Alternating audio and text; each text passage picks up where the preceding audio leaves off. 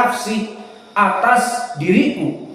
Maka kalimat nafsi, diriku, ini juga sifat dari Allah Jalla wa'ala. Dan juga di hadis Aisyah yang diriwayatkan oleh Imam Muslim, a'udzubika minka la ahsi sana'a alaik anta kama asnaita ala nafsik. Maka kamu seperti memuji dirimu kepada kama asnaita ala nafsik, seperti kamu memuji kepada dirimu. Maka dirimu di sini pun menjadi dalil bahwa Allah mempunyai jiwa, mempunyai diri, mempunyai nafs. Dan banyak lagi dari hadis-hadis. Maka makna dari hadis yang akan kita bahas di sini adalah hadis tentang nafs. Tinggal pertanyaan yang besar sebelum kita masuk kepada matan. Pertanyaan yang besar di dalam hadis ini disebutkan dari Abdullah an Nabi sallallahu alaihi wa ala alihi wasallam qala, "Ma min ahadin aghyaru min Allah." Maka tidak ada dari makhluk dan siapapun aghyaru min Allah, lebih cemburu daripada Allah. Min ajli dzalik, maka oleh sebab itu, maka karena itu haramal fawahisha, Allah mengharamkan perbuatan keji. Kenapa? Karena Allah sangat cemburu. Bagaimana maksudnya di sini? Allah yang menciptakan manusia dan manusia diperintahkan untuk beribadah kepada Allah. Dan Allah makhluk, dan Allah mengatakan di sini kepada hamba-hambanya, tidak ada yang paling cemburu dari seluruh hambanya kecuali Allah. Maknanya Allah yang menciptakan manusia. Lalu kenapa manusia melaksanakan peribadatan kepada selain dirinya? Allah menciptakan manusia, lalu kenapa manusia diperintah oleh Allah untuk melaksanakan ibadah seperti sholat, berpuasa dan yang lainnya kemudian enggan? Maka Allah sangat cemburu. Hambaku diberikan rizki olehku, hambaku diberikan kenikmatan di dunia olehku, lalu hambaku beribadah kepada selain aku, dan hambaku tidak taat kepada peribadatan kepadaku. Maka ini makna dari ma min ahadin aghyaru min Allah. Tidak ada dari sesuatu apapun yang lebih cemburu daripada Allah. Maka oleh sebab itu Allah mengharamkan perbuatan kekejian dari dosa-dosa yang besar. Dikarenakan apa? Karena Allah cemburu kepada dirinya, sangat cemburu. Manusia dijadikan di muka bumi ini dalam keadaan kenikmatan, kemudian tidak mau beribadah kepadanya, kemudian melaksanakan dosa-dosa. Maka Allah haramkan al-fawahisha. Wa ma ahadun ahabba ilaihi al-madhu minallah. Maka tidak ada dari siapapun yang paling mencintai kepada dirinya pujian dari Allah. Maka di sini juga menjadi pendalilan bahwa Allah mencintai puji-pujian dari hambanya, namun pada hakikatnya Dia sangat kaya atas pujian dari hambanya. Jika manusia kufur nikmat seluruh di muka bumi ini, tidak ada yang mensyukuri Allah dan tidak ada yang memuji Allah, maka Allah maha kaya dan Allah tidak butuh pujian dan rasa syukur dari makhluknya.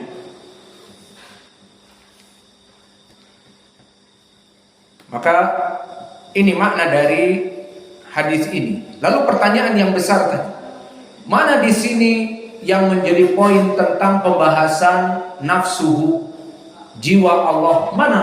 Di sini tidak ada poin pendalilan tentang permasalahan jiwa Allah. Kita jawab, itulah dari beberapa kebiasaan Imam Al-Bukhari. Yang mana Imam Al-Bukhari jika ingin beristimbat ataupun beristidlal dengan hadis yang mana hadis itu kebetulan sudah dia lewati, maka kadang-kadang Imam Al-Bukhari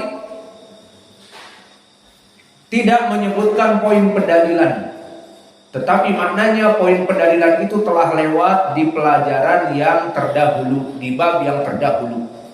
Maka oleh sebab itu jika ditanya hadis ini mana pendalilan tentang nafsahu, pembahasan kita tentang sifat nafs untuk Allah, lalu di hadis ini mana? Tidak ada.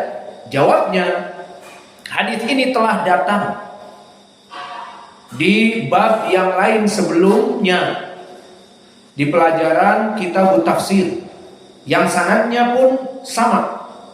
Disebutkan oleh Imam Al-Bukhari, haddatsana Hafiz Ibnu Umar sama, tapi tidak meriwayatkan dari bapaknya, tapi dari Syu'bah. Jadi Hafiz Ibnu Umar haddatsana Syu'bah an Amr an Abi Wa'il an Abdullah radhiyallahu anhu qala la ahada aghyaru min Allah walidzalika haramal fawahisha ma dhahara minha wa ma batan wala syai'a ahabbu ilaihi al-madhu min Allah walidzalika madaha nafsahu.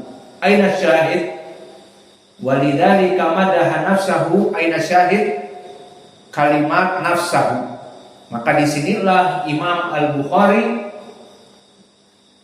menjadikan pendalilan hadis yang ada di dalam kitab tafsir untuk memperjelas hadis yang ada di kitab tauhid ini.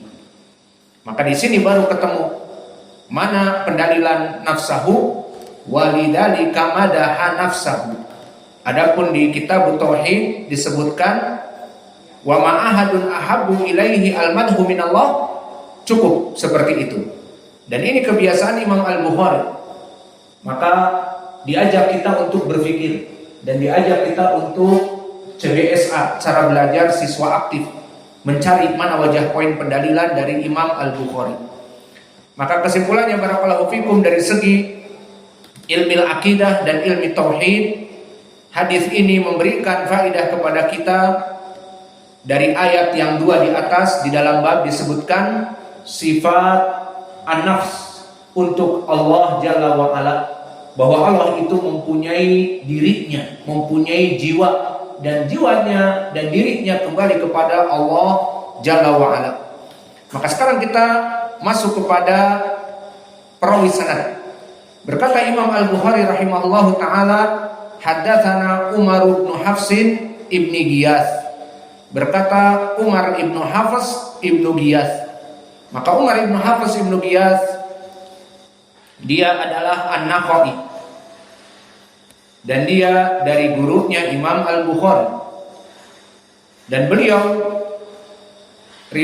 beliau derajatnya adalah rawi yang thiqah.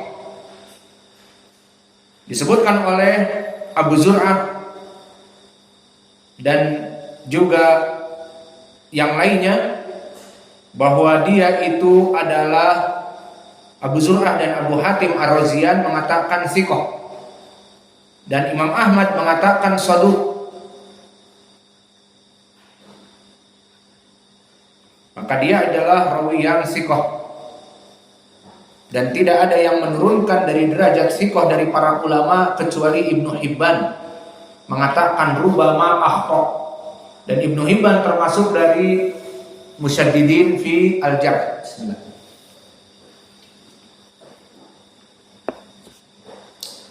Maka di sini dia adalah rawi yang thiqah. Meriwayatkan dari bapaknya, haddatsana Abi. Maka siapa Abi? Hafiz Ibnu Giyas. Dan Hafiz Ibnu Giyas An-Nakhai, di sini kedudukannya dia di atas derajat thiqah, berbeda dengan anaknya. Maka dia rawi yang thiqah dan ditambah dengan itqan hafalan dan juga faqih. Maka oleh sebab itu dipuji oleh para ulama, seperti Abu Hatim mengatakan atqan wa ahfad min Abi Khalid al-Ahmar. Dan berkata Abu Dawud As-Sijistani Sahibus Sunan, Wa kana yahfad, dan dulu dia itu seorang yang hafal.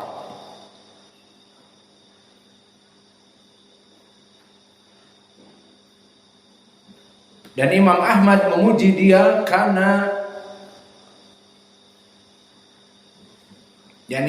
An-Nasa'i memuji dia thiqah,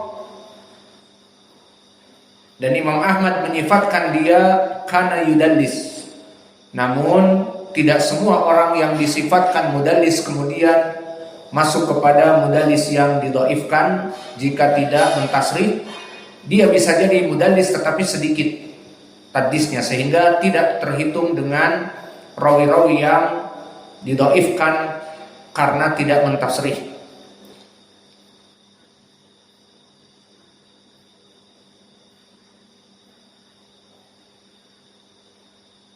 Maka berkata Ali bin Madini, sabtun kitabuhu sahih, ini menandakan bahwa dia di atas derajat thiqah. Dan berkata Ibnu Sa'ad di Tabaqat Al-Kubra, thiqatun ma'mun katsirul hadis.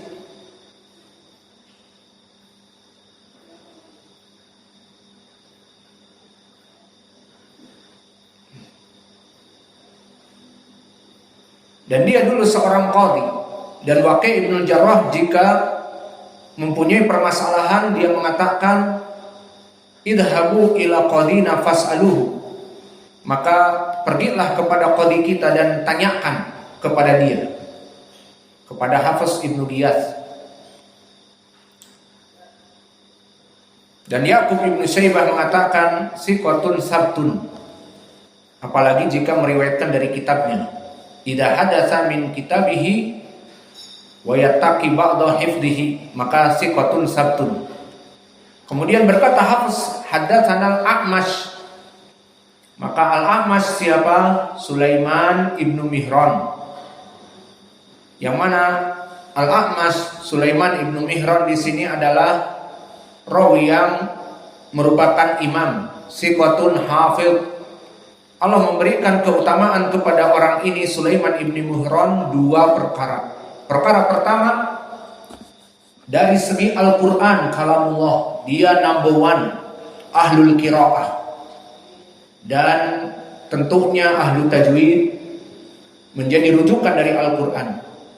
Dan yang kedua, dari ilmu hadis. Di zamannya tidak ada yang sekuat dia ilmu hadisnya. Maka Allah memberikan Al-Quran dan Sunnah di hafalannya. Namun tidak ada manusia yang sempurna, dan Allah menginginkan manusia itu memang tidak sempurna. Tak ada gading yang tak retak, sepandai-pandainya tupai melompat, dia pasti akan jatuh pula. Itu pepatah orang tua kita, menandakan bahwa manusia tidak ada yang sempurna. Maka meskipun dia imam di dalam Al-Quran dan di dalam hadis, maka dia mempunyai sifat mencintai tadlis. Maknanya dia tidak mendengar dari gurunya menyebutkan dengan an ataupun qala, lafaz-lafaz yang tidak tasrih agar disangka dia mendengar dari gurunya. Maka akhirnya dia dilaqabi dengan mudallis ataupun rawi yang mudallis, yang mana manusia akhirnya membuang hadisnya kecuali yang berlafazkan tasrih seperti hadatsana, akhbarana, amba'ana, ataupun meriwayatkan dari guru-gurunya yang dia adalah asbatun nas. Siapa saja tiga? Pertama di sini Syaqi Ibnu Salamah, yang kedua Abu Saleh As-Samman, yang ketiga Ibrahim Ibnu Yazid An-Nakhai. Tiga ini. Siapa yang Hudzaifah? Pertama Syaqi Ibnu Salamah fi hadal hadis, Abu Wa'il. Kedua Abu Saleh As-Samman. Ketiga Yazid Ibrahim Ibnu Yazid An-Nakhai. Maka tiga orang ini jika Al-A'mash meriwayatkan dengan an, maka bersambung, tidak berpengaruh an-anahnya. Dan dia adalah imam dari berbagai bidang, telah kami sebutkan tadi. Dan dari segi hafalannya siqatun hafidh. Kemudian berkata Al-A'mash, haddatsana, dari gurunya Syaqi, Abu Wa'il, maka dia adalah Abu Wa'il Syaqiq ibnu Salamah. Kalau tadi Al-A'mas di tabaqah yang kelima, maka dia masih di bawahnya dari para tabi'in shagir, di bawah dari Qatadah dan yang lainnya dari segi usia. Dan selain itu dia juga di tabaqah yang kelima, dan gurunya Syaqiq ibnu Salamah mukhadram. Apa makna mukhadram? Dia hidup sezaman dengan Nabi, namun tidak meriwayatkan dari Nabi dari berbagai perkara. Pertama, bisa jadi dia masih kecil sehingga belum bisa menghafal dan duduk bersama Nabi. Misalnya Nabi ada dan dia baru berusia 2 tahun, tidak bisa 2 tahun duduk di majelis menulis hadis, maka tidak meriwayatkan, bukan dari sahabat. Mukhadram maknanya adalah seorang yang hidup di zaman Nabi namun tidak bertemu dengan Nabi dan tidak meriwayatkan dari Nabi. Pertama, dikarenakan usianya yang masih kecil jika dia muslim, bapaknya muslim. Dan yang kedua, bisa jadi dia sudah besar, balik, namun masih kafir pada saat itu. Nabi ada dan dia masih kafir. Nabi meninggal baru dia masuk Islam. Atau bisa jadi dia sudah beriman kepada Nabi namun tempatnya jauh. Dan ini contohnya siapa? Uwais Al-Qarni, yang mana dia seorang Yamani. Dia mendengar Nabi dan beriman kepada Nabi namun dia masih di Yaman. Maka orang-orang hijrah ke Madinah dari Yaman seperti Abu Musa Al-Asy'ari, Abu Hurairah, maka dia tidak bisa untuk berhijrah kepada Nabi, dan dia tahu ada Nabi dan hidup di zaman Nabi.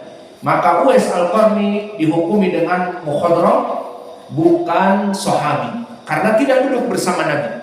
Itu makna dari mukhadram. Dan begitu pun Syaqiq ibnu Salamah. Dan Syaqiq ibnu Salamah rawi yang dia itu thiqah, seperti disebutkan oleh para ulama tentang keadaan beliau. Disebutkan oleh Waqi' ibnu Jarrah thiqah, dan berkata Yahya ibnu Ma'in thiqatun la yus'alu an mithlihi. Maka kalimat la yus'alu an mithlihi maknanya di atas derajat thiqah, dia rawi yang sangat thiqah, tidak butuh ditanyakan lagi. Dan dia disifati juga lam yakun yudallis, bukan dari mudallis. Dan meriwayatkan dari Abdullah. Siapa Abdullah yang diinginkan di sanad ini? Abdullah ibnu Mas'ud. Maka sahabatnya di sini Abdullah maknanya Abdullah ibnu Mas'ud. Dan Abdullah ibnu Mas'ud minas sabiqin al-awwalin. Dan dia ikut berperang bersama Nabi perang Badr dan melaksanakan 2 hijrah, dan termasuk dari fuqaha dan hufaz as-sahabah. Dan dari keutamaan yang banyak dari Abdullah bin Mas'ud di antaranya, dia juga termasuk dari para perawi hadis yang banyak dari Nabi, namun di bawah 1000. Jadi dia di bawah 1000.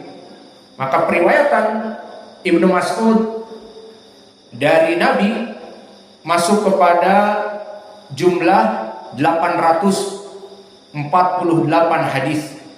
Maka oleh sebab itu dia masuk kepada ranking ke-8. Ranking ke-8 dari para perawi hadis. Setelah Abu Sa'id Al-Khudri dan sebelum Abdullah bin Amr bin Al-As yang masuk kepada ranking yang ke-9. Maka untuk sanad-sanad yang paling banyak diriwayatkan oleh Imam Al-Bukhari dan Muslim, maknanya sanad yang paling kuat kepada Abdullah bin Mas'ud, banyak jalannya. Pertama, dari jalan Mansur Ibnu Mu'tamir dan Al-A'mas, dari Ibrahim An-Nakhai, dari Al-Qamah, dari Ibnu Mas'ud. Ini jalan yang banyak diulang-ulang di dalam Sahih Al-Bukhari dan Muslim. Kita ulangi, dari Mansur dan Al-A'mas, keduanya sama. Dari Ibrahim An-Nakhai, dari Al-Qamah, dari Abdullah bin Mas'ud. Ini sanad yang paling kuat yang banyak dikeluarkan Al-Bukhari dan Muslim dari Abdullah bin Mas'ud. Maka dengan ini selesailah pelajaran kita dari pelajaran Sahih Al-Bukhari, yang mana pada kesempatan malam ini kita masuk kepada permasalahan an-nafs, jiwa.